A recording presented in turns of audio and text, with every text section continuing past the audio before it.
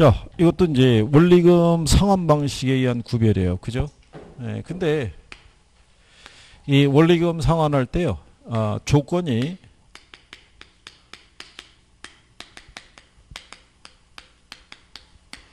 예, 융자금은 1억이라고 가정하고요.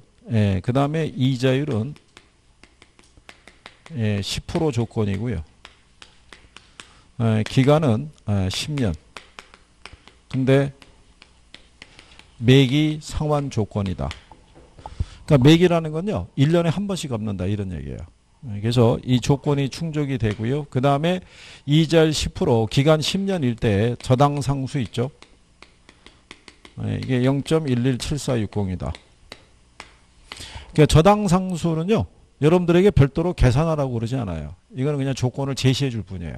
계산하기 힘드니까. 그럼 이제 제일 먼저 이 방식이 있는 거죠. 원금 균등 상환 방식이죠. 그러면 얘는 여기서 뭐를 제일 먼저 구해야 되냐면 이걸 구해야 돼요. 원금을. 자, 그러면 원금의 계산은요. 융자금을 납입 횟수로 나눠서 구하면 돼요. 그죠? 예, 그래서 여기 이제 융자금이 얼마냐면 1억이잖아요. 그때 납입 횟수라고 표현한 거는 여기 보면은 매기 상환이죠. 예, 그러니까 이걸 10으로 나누면 되고요. 만약에 매월 상환이면 120으로 나눠야 돼요. 그러면 원금의 크기가 틀려지잖아요. 그러니까 10으로 나누면은 얘가 1000만 원 나오죠.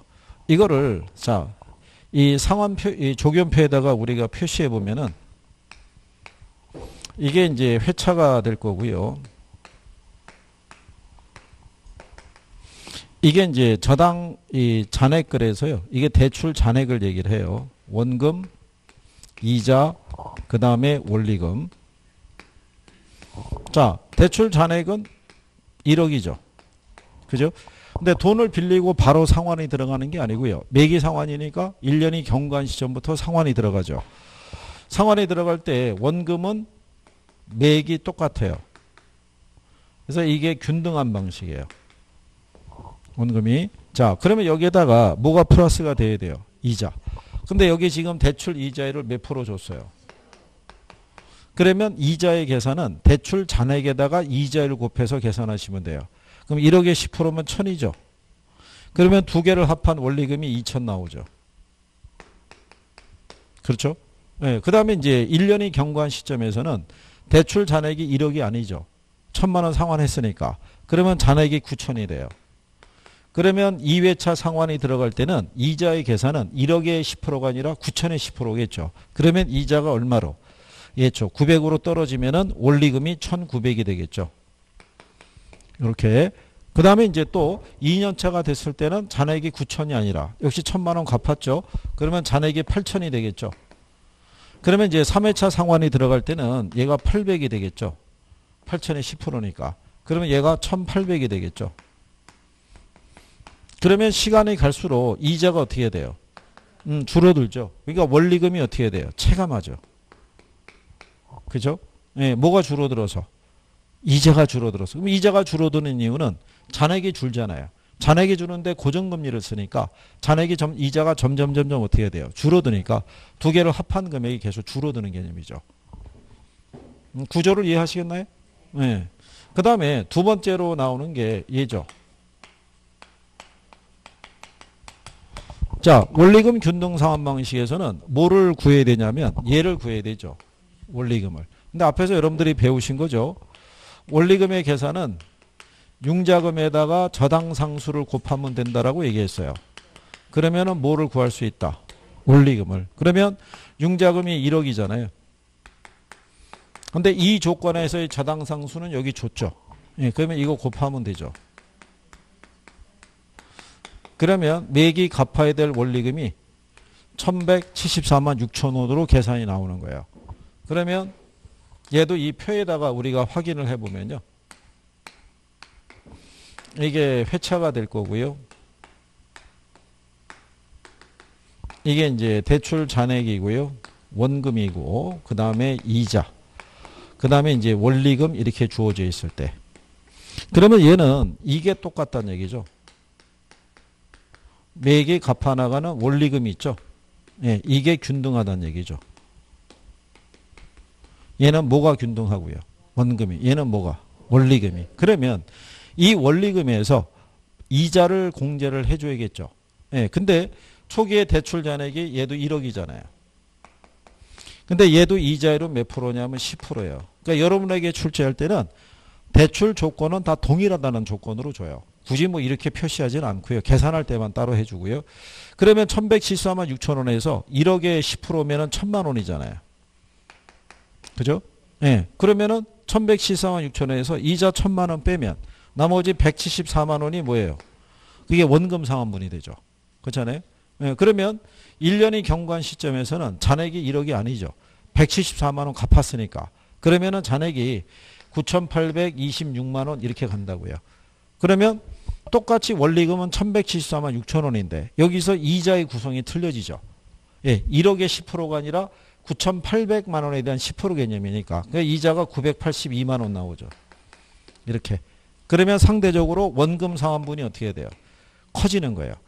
그러면 시간이 갈수록 원금 상환분은 어떻게 되겠어요? 증가하고요. 이자는 어떻게 돼요? 감소하죠. 여기서 이걸 물어보는 거예요. 출제를 할 때. 그러니까 그 구별을 할 때요. 먼저 여러분들이 두 가지를 비교해서 낼 때도 있어요. 둘 중에 보면 초기 상환 금액 있죠. 어느 게 커요? 네. 얘가 크죠. 대출 조건이 같으면. 네. 얘가 크다면 틀릴 거 아니에요. 그죠? 네. 그렇게도 이론으로서 내는 거예요. 근데 만약에 대출 중간에 조기 상환할 수도 있어요, 없어요? 네. 조기 상환하면 상환액은 어느 게 커요? 네? 원금을 빼고 얘기해 보세요. 얘가 크죠. 예, 대출 중간에 상환한다는 얘기는 갚아야 될 돈이잖아요. 그러면 대출 중간에 대출 잔액은 어느 게 더 많이 남아 있겠어요. 그러니까 얘가 상환액이 크죠.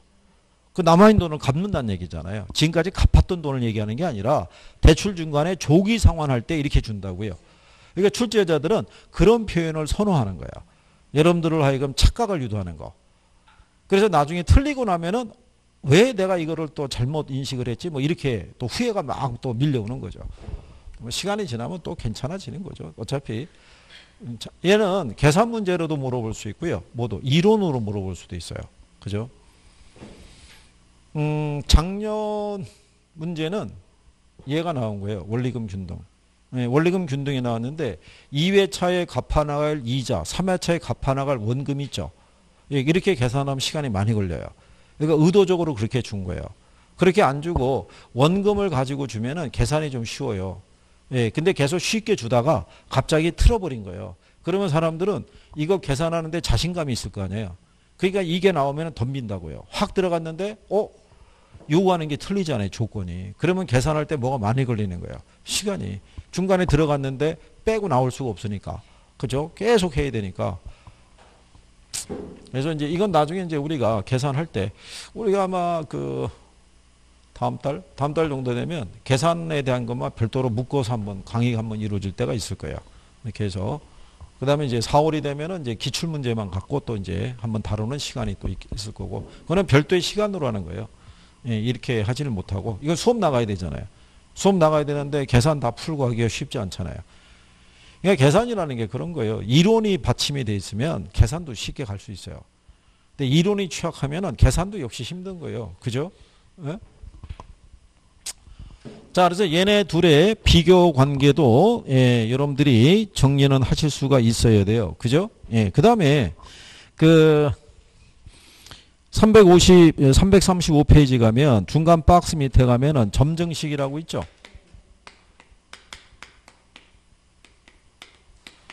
얘에 대한 논리는요. 먼저 뭐를 조금 이해하시면 되냐면 얘가 점증이라는 얘기는 시간이 경과할수록 상환하는 원리금의 규모가 점점점 커지는 방식이에요. 그죠? 그리고 왜 이런 방식을 취하냐면요. 여러분들이 투자론에서 인플레 위험 배우셨죠? 예, 인플레가 발생하게 되면 돈을 빌려준 사람인 대출자가 손해죠. 그렇잖아요. 예, 그래서 대출자 입장에서 보면요. 인플레가 심한 시기에는 돈의 가치가 떨어져요. 예, 그럼 돈의 가치가 떨어져 있는 상태에서 돈을 빌려 쓴 사람들이 상환을 많이 하잖아요. 그 손실이 더 커지는 거예요. 그래서 얘는 상환액을 뒤로 미루는 방식이에요. 뒤로. 그래서 우리가 그거를 2월 효과라고도 얘기를 해요. 그러니까 여기는 방식에 대한 이해를 이제 조금 해주시면 되는 게,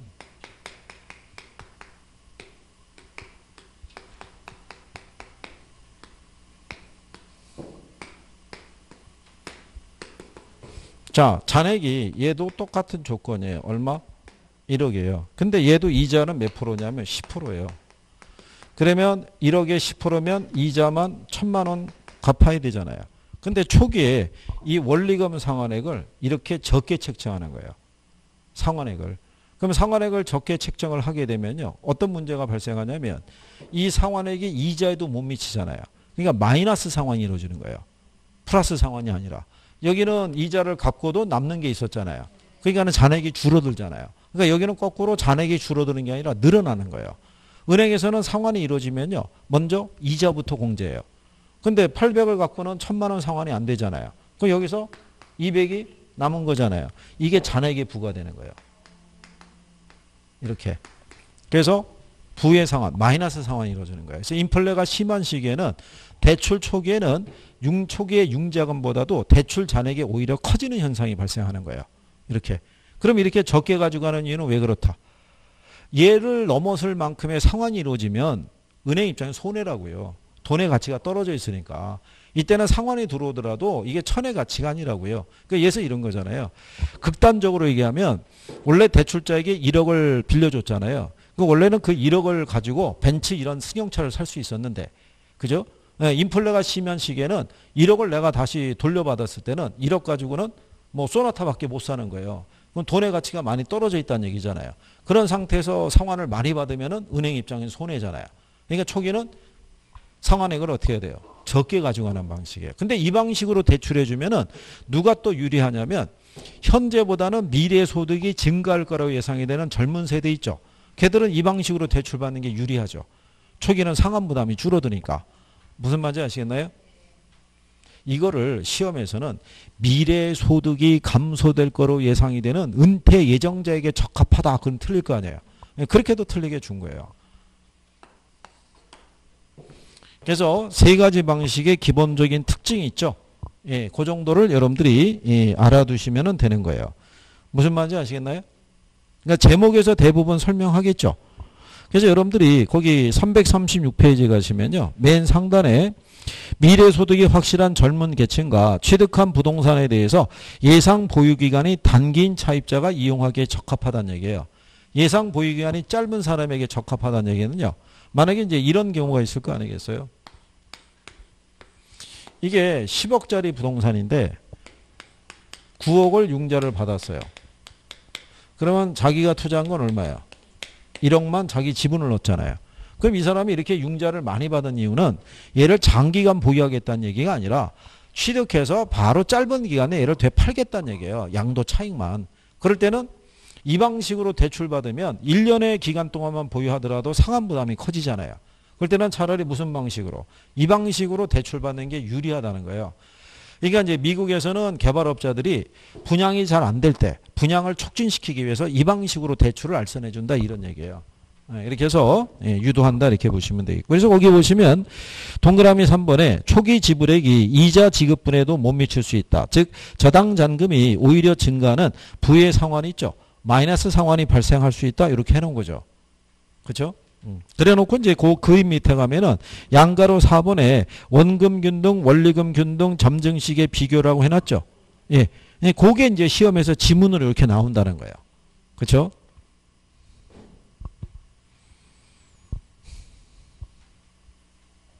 그래서 이제 여러분들이 거기 336페이지에 맨 마지막 줄이 있죠. 동그라미 6번에 가면, 지문 6번을 가면 좀 아까 제가 물어본 거예요. 중도 상환시 있죠. 차입자가 상환해야 되는 저당 잔금, 상환액이 있죠. 원리금이 원금보다 많다 이런 얘기예요. 갚아야 될 거. 그죠? 갚은 돈이 아니라 갚아야 될 돈. 예. 그 차이점이라고 이렇게 생각하시면 될 거예요. 무슨 말인지 아시겠죠? 예. 최대 뭐 담보대출한 건 나중에 계산할 때 우리가 정리하셔도 되겠고요.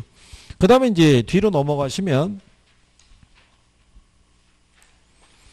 예, 부동산 증권이라고 해놨어요. 그죠? 350페이지에 가시면 예, 요 증권에 관한 유동화 제도에 대한 기본적인 개요 정도를 설명을 해 드릴게요. 예, 그 정도 아시면은 뭐.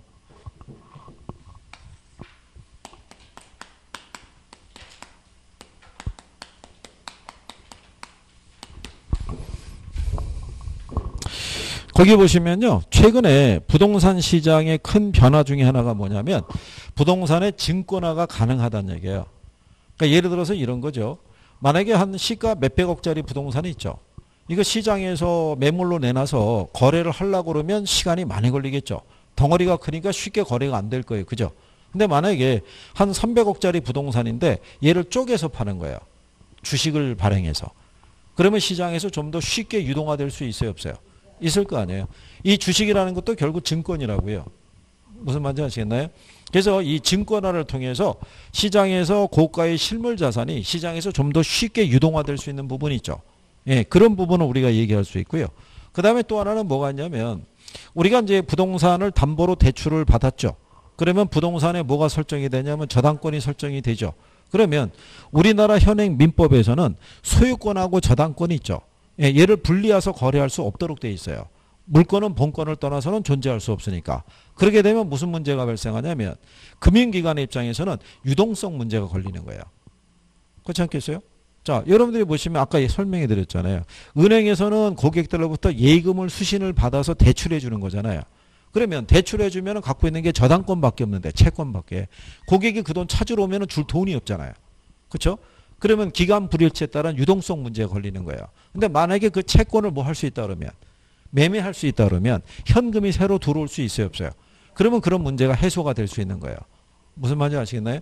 근데 그 채권을 사들인 기관도 마찬가지잖아요. 채권만 갖고 있으면 걔가 현금이 아니잖아요. 그럼 걔들도 자금을 조달하면 어떻게 하면 되겠어요? 그 채권을 기초로 증권을 만들어서 발행하는 거예요. 그러면 다시 또 뭐가 들어올 수 있어요? 현금이 들어올 수 있는 이런 구조라는 거예요. 그죠? 그래서 이게 부동산 시장에서는 이게 중요한 역할을 차지해요. 뭐가? 증권이라는 게. 근데 거기 보시면 이 부동산에 유동화라는 게 있고 그 다음에 뭐가 있어요? 증권화라고 있죠. 원래는 뜻은 틀린 거예요. 유동화라는 거는 이 부동산을 현금한다는 얘기고요. 그죠? 이 증권화라는 것은 그 부동산을 기초로 증권을 발행한다는 얘기인데 우리나라는 이 두 개의 뜻을 같다고 봐요. 왜냐하면 우리나라의 현행 법률에서는요. 부동산을 현금화하기 위해서는 증권의 발행을 통해서만 현금화하도록 돼 있어요. 그래서 유동하고 증권하고 우리는 같은 논리라고 봐요. 그러면 얘네들을 왜 유동화시키는 제도 있죠? 그 제도가 이제 옆에 그 351페이지에 가면 자산 유동화 제도라고 있고요.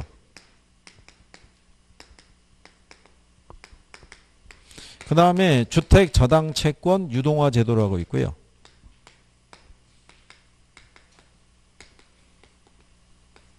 그 다음에 부동산 투자 회사 제도라고 있어요.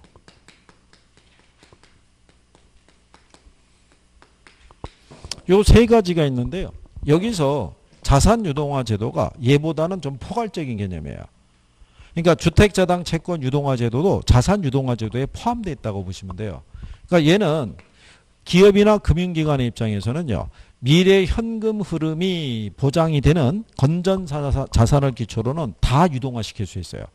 증권을 발행을 통해서. 근데 여기는 이거 하나만 유동화할 수 있는 거예요. 주택 저당 채권 하나만. 그죠? 그래서 여러분 시험에는 얘보다는 주로 얘네 둘이 나오는 거예요. 이게. 그래서 여기 있는 부동산 투자 회사 제도 있죠. 얘는 고가의 부동산을 유동화시킬 때 주식 발행을 통해서 유동화시키는 거예요. 그래서 지분금융의 대표적인 게 얘라고요.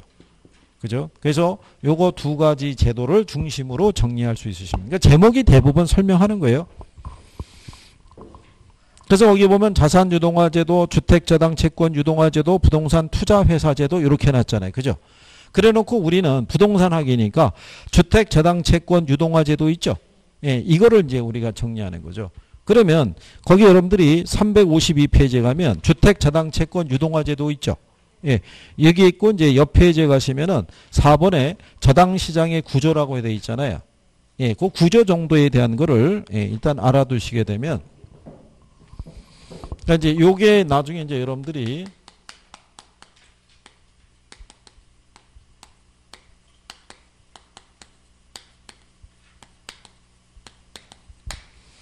그래서 이제 뭐를 유동화시킨다는 거예요?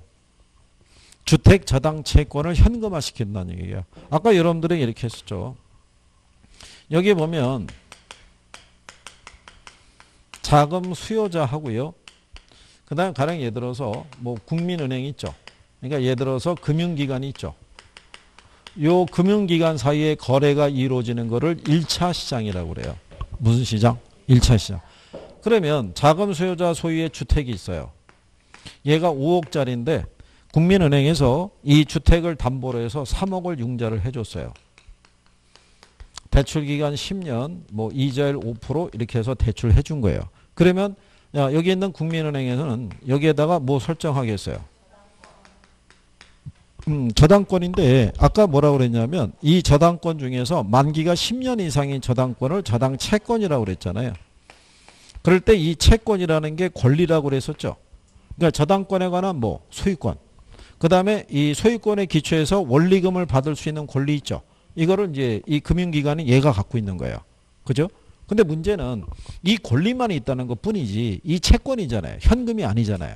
근데 국민은행에다가 돈을 맡겼던 사람이 고객들이 예금을 돌려달라고 찾아올 수 있어요, 없어요?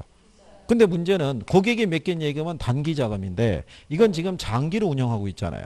그러니까 지금 줄 돈이 없잖아요. 그러면 은행 입장에서는 무슨 문제가 발생하냐면 유동성 문제하고 유동성 위험 문제가 발생하는 거예요. 이렇게. 근데 보유하고 있는 채권을 만약에 뭐 할 수 있으면 거래할 수 있으면 그래서 요거를 우리가 구입하는 데가 그게 이제 유동화 중개기관이라고 얘기를 하고요. 2차 대출기관 뭐 이렇게도 얘기를 해요. 이게 우리나라에서는 주택금융공사가 그 역할을 수행하고 있어요. 그러니까 얘네한테 자기가 가지고 있는 권리를 어떻게 해야 돼요? 넘기는 거예요. 그러면 넘겨주면은 여기서부터 현금을 받을 거 아니에요. 그죠? 그러면 유동성 문제가 해소될 수 있어요, 없어요? 그렇죠? 그러니까 유동성은 좋아지고 유동성 위험은 줄어들겠죠. 그렇잖아요. 그러면 자 주택금융공사 있죠. 얘네는 시중에 왜 보금자리라는 상품을 판매하고 있죠. 근데 얘네들은 대출 관련 업무 능력은 없어요. 법에 의해서. 그러면 자기네가 갖고 있는 보금자리론 상품은 시중은행에다가 위탁 판매하고 있어요. 그러면 얘네가 보금자리론 상품을 대출을 해주기 위해서는 어디선가 자금을 지원을 받아야지 해줄 거 아니에요. 자기 돈으로 해줄 수 있는 건 아니잖아요. 그러면 얘네 입장에서는 지속적으로 여기 있는 1차 이 금융기관들에게 대출 자금을 계속 밀어줘야 되잖아요. 지원을. 그 지원을 어떻게 해주냐면 자기들이 가지고 있는 저당 채권 있죠. 이거를 기초로 누구에게? 투자자 있죠. 투자자에게 증권을 발행을 하는 거예요. 이 증권을 판매해서 조달한 자금을 누구에게? 1차 대출기관에게 공급해주는 역할을 하는 거예요. 그래서 얘네 둘이 거래가 이루어지는 시장이 2차 시장이에요. 무슨 시장? 2차 시장. 그러니까 여기서 보면 1차 시장은요. 자금 수요자하고요. 금융기관 사이에 거래가 이루어지는 시장으로 주로 주택담보대출 있죠. 예, 이게 일어나는 시장이 몇 차 시장이다? 1차 시장인 거예요. 그러면 2차 시장은요. 2차 대출기관 또는 유동화 중개기관 하고요. 투자자 사이에 거래가 이루어지는 시장으로 2차 대출기관은 투자자로부터 증권을 판매해서 조달한 자금이 있죠. 그 자금을 1차 시장이 있죠. 네, 이걸로 공급해주는 역할을 하는 게 2차 시장이라는 거예요. 그래서 이 표현이 바뀌면 틀려요. 네, 이걸 바꿔서 한 두세 번 낸 거예요. 시장의 구조를 이해하시겠나요? 네, 그래서 1차 시장이 있고 몇 차가 있다? 2차. 이름으로써 얘가 유동화되는 거예요. 그러니까 2차 시장이 있어야지만 얘가 유동화될 수 있어요. 2차 시장이 존재하지 않으면 얘가 유동화될 수가 없죠. 구조를 여러분들이 조금 이해할 수 있으시면 돼요. 그렇죠? 네. 그래서 353페이지에 있는 저당시장의 구조 있죠. 예, 거기 가면은 굵은 글씨로 돼 있잖아요. 주택담보대출시장은 제1차 시장, 주택자금 공급시장을 제2차 시장이다라고도 명시해놨죠. 그죠? 그래서 이제 뒤로 넘어가시면요. 이때 이제 주택저당채권을 유동하기 위해서 발행하는 증권이 있죠. 예, 그게 이제 주택저당증권이라는 거예요. 증권. 그래서 옆 페이지에 가시면 주택저당증권 그래갖고요. 거기 보시면 MPTS, 그 다음에 MBB, MPTB, 그 다음에 뭐가 있다? CMO. 예, 이런 식으로 구성이 되어 있는 거예요. 그죠? 근데 여기를 또 여러분들이 별로 안 좋아해요. 예, 그래서 늘상 하는 불만이 뭐냐면 우리 보러 2개국어 하란 얘기야. 뭐 이래가지고 또. 예. 근데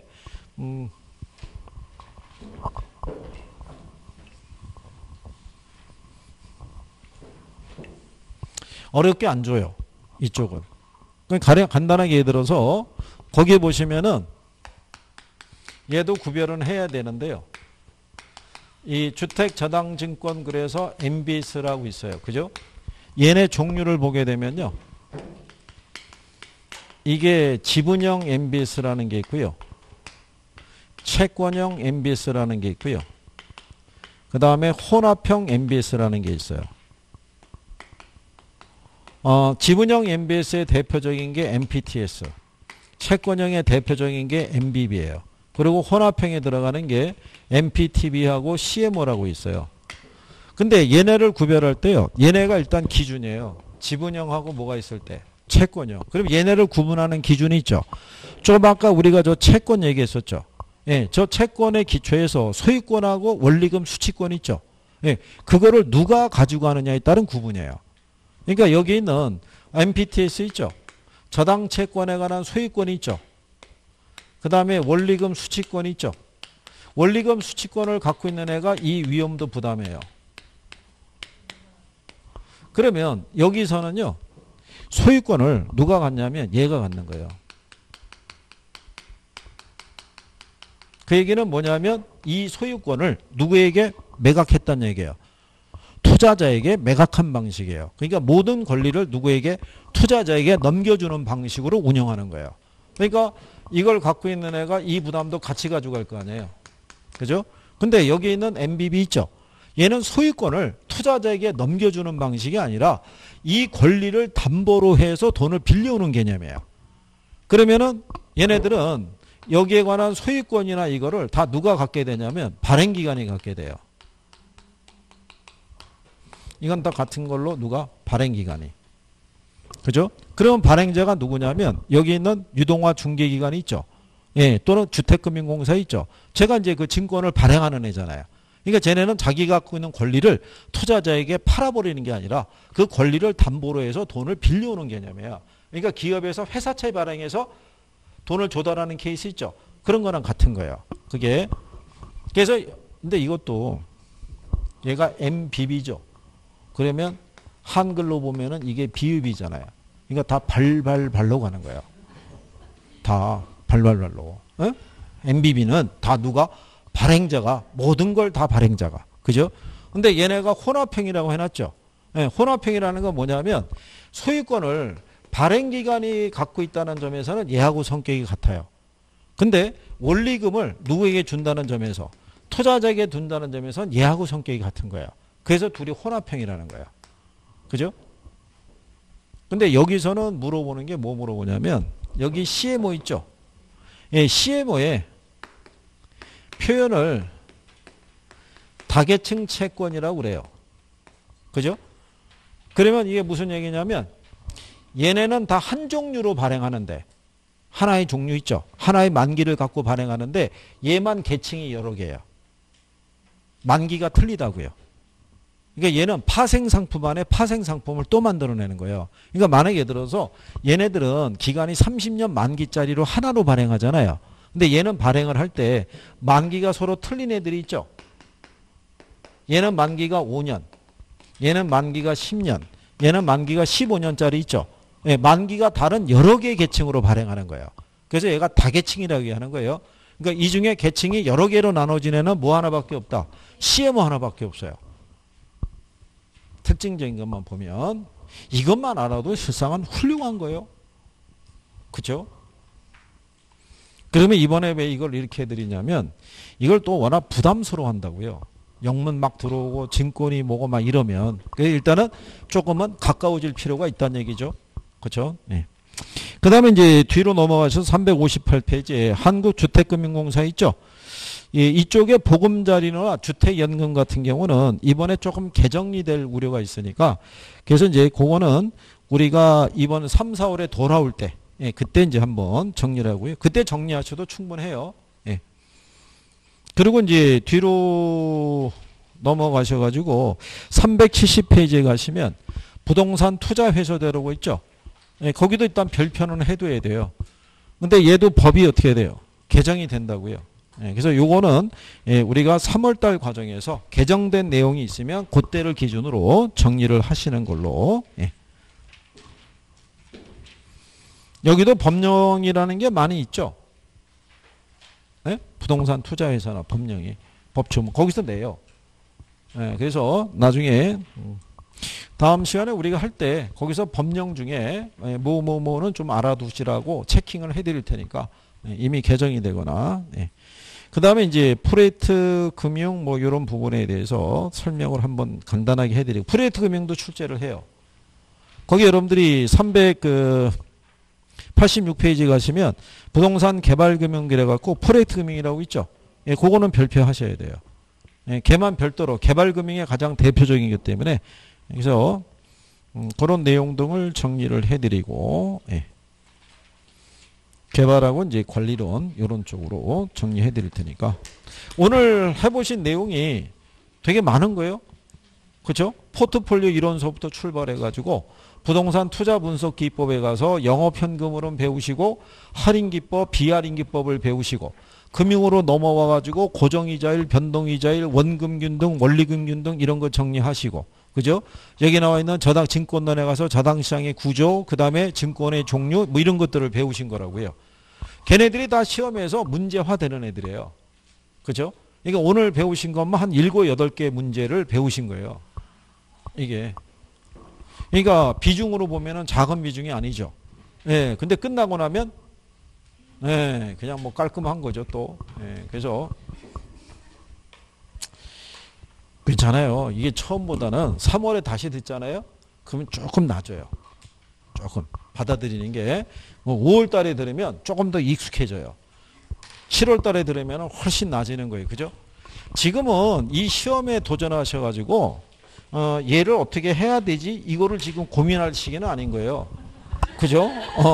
아니 뭐 시작도 안 했는데 뭘 고민을 해요. 그죠? 예. 여러분이 실상 나중에 언제 판단을 하시냐면 한 7월 달 정도 됐을 때 이걸 내가 올해 공부가 충실히 됐으면 동차를 가는 거고 그게 안 되면 1차를 가느냐 뭐 그런 정도의 기준으로 나눠지는 거지 이게 무슨 뭐 인강을 들으신 분도 똑같은 거예요. 집에서 이게 공부할 때 처음에 맘먹은 대로 지금 지켜지는 게 거의 없다고 봐요. 그죠? 예, 들어와서 강좌는 보기는 봐야겠는데 계속 미루다 보니까 강좌는 쌓여 있는 거예요. 그죠? 그렇지 않겠어요? 얘를 언제 보지 이렇게 부담이 되는 거예요. 그러면 굳이 또 지나간 처음서부터 들을 필요가 없는 거예요. 그냥 오늘 올라가 있는 강좌가 있으면 그 강좌를 듣고 처음에 다 접하는 거잖아요.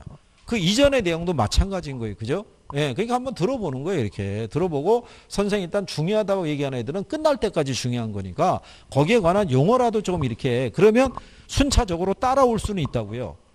그렇잖아요. 근데 항상 부담이 뭐예요?